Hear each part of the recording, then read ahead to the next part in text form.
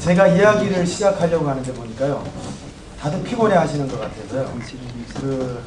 제가 지금 소개해 드리려고 하는 저희 관양 이동에서 하고 있는 방식대로 한번 해볼까 합니다. 괜찮으시면 저랑 같이 잠깐 스트레칭 하면서 분위기를 확 바꿔 얘기를 한번 해볼게요.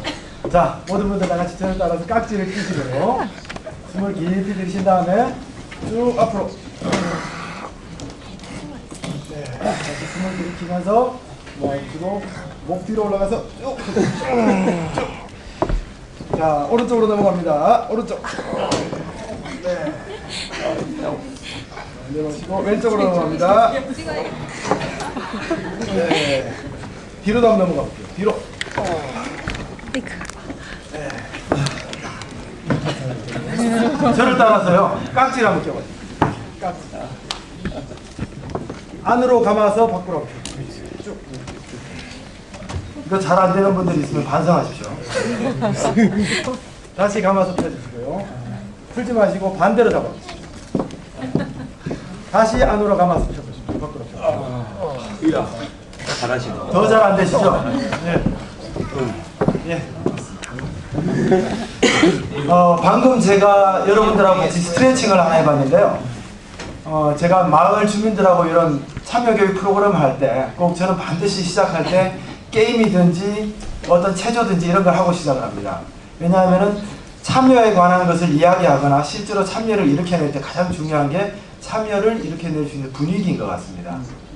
우리 몸이 참여를 위한 준비가 돼야 될 것 같고요. 오늘 그래서 저도 여러분들하고 저하고 소통을 위해서는 몸이 먼저 풀려야 된다라고 생각해서 한번 해봤습니다.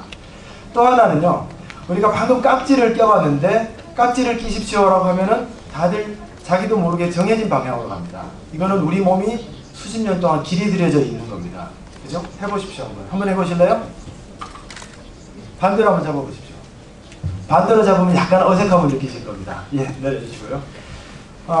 제가 지금부터 여러분들한테 말씀드리려고 하는 우리 마을에서 주민들의 참여를 일으켜내는 것은 방금 해보신 것처럼 우리의 일상생활을 조금 낯선 시각으로 들여다보자 라고 하는 관점입니다. 우리의 너무나도 익숙한 일상생활을 다른 관점으로 들여다보면 전혀 다른 것이 보일 수 있다. 이것이 저는 참여의 시작이다. 이런 의미를 담아서 이 말씀을 드리고 싶습니다. 앞에 보이시는 그림은요, 저희 안양 지도를 만들었습니다.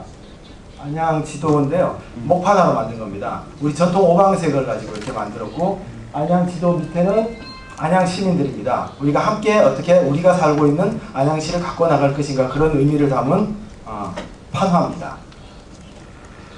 제가 활동하고 있는 곳은 관양 이동이라고 하는 것이고요. 관양 이동에서 작년 1년 동안 저희 지역에 있는 주민들하고 저하고 같이 공부 모임을 했습니다.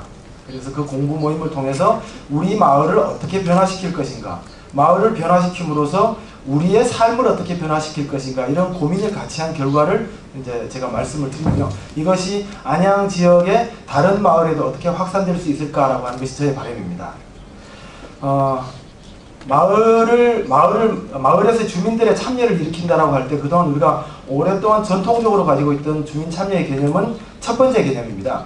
첫 번째 개념은 주로 지방분권, 지방자치, 그 다음에 선거에 참여, 이런 어떤 정치적인 행위에 시민들이 적극적으로 참여해서 자신의 의사를 표명하자라고 하는 그런 것이 오랫동안의 우리의 전통적인 참여의 개념이었다고 생각되었습니다.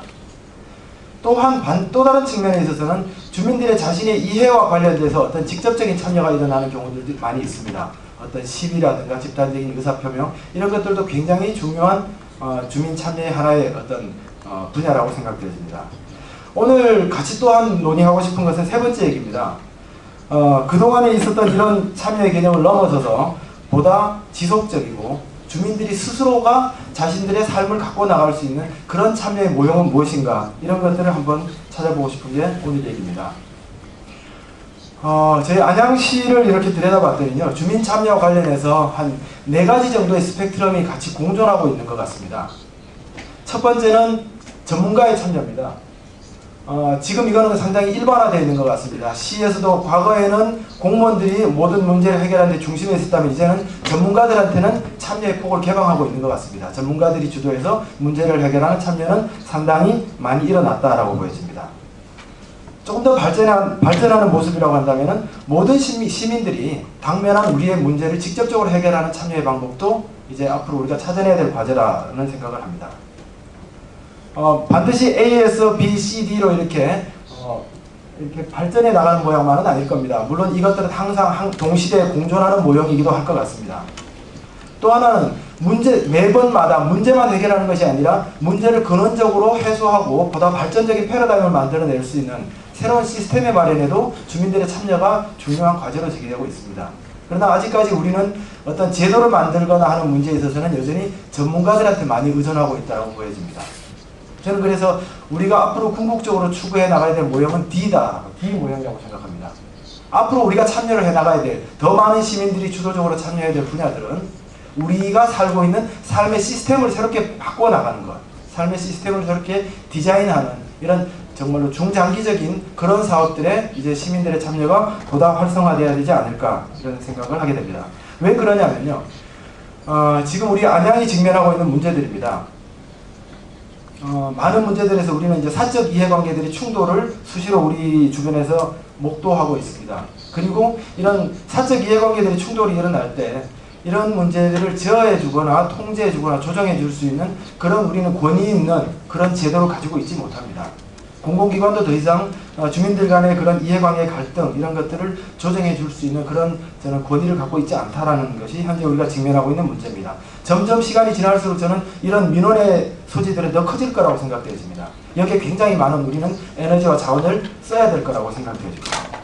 또 하나는 그렇다고 해서 그 모든 문제들을 과연 공공기관이 이 퍼블릭한 영역들이 과연 해결해 줄 수 있느냐, 그렇지 않을 거라고 생각합니다. 이미 우리 안양시도 만성적인 재정 적자로 들어섰고요. 올해도 상당한 재정 적자가 이미 나타나고 있습니다. 따라서 이런 지금과 같이 어떤 문제가 생길 때 공공기관의 공적 자금을 대규모로 투입해서 문제를 해결하는 방법들은 더 이상 가능하지 않는 방법이다 라고 생각을 합니다.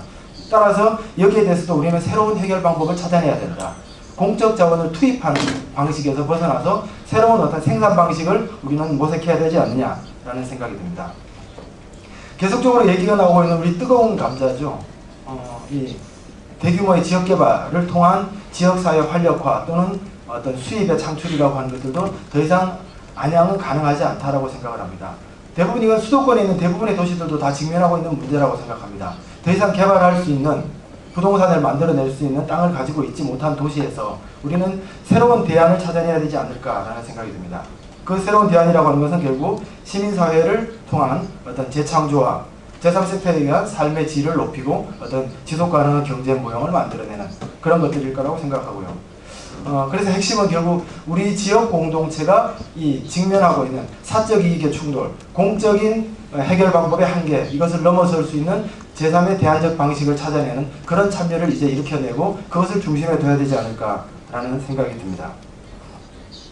이것을 이제 방금 말씀드린 것을 세 가지에 이렇게 구분을 해봤습니다. 이 첫 번째 공은 우리가 그동안 모든 문제 해결자로서 나왔던 퍼블릭 영역입니다. 공공의 영역이라고 말하기도 하고 행정이 담당해왔던 영역입니다. 이 공공의 영역이 굉장히 비대해지고 있습니다. 말씀드렸듯이 그래서 이것이 아마 또 하나의 재정 적자를 만들어내게 된 원인이 되고 있지 않을까 생각합니다. 거의 모든 지금의 우리 생활의 서비스들은 다 이 공적 기관에 의해서 주어지고 있고요. 이 서비스가 사실은 굉장히 앞으로도 우리한테 문제가 될 거라고 생각이 되어집니다.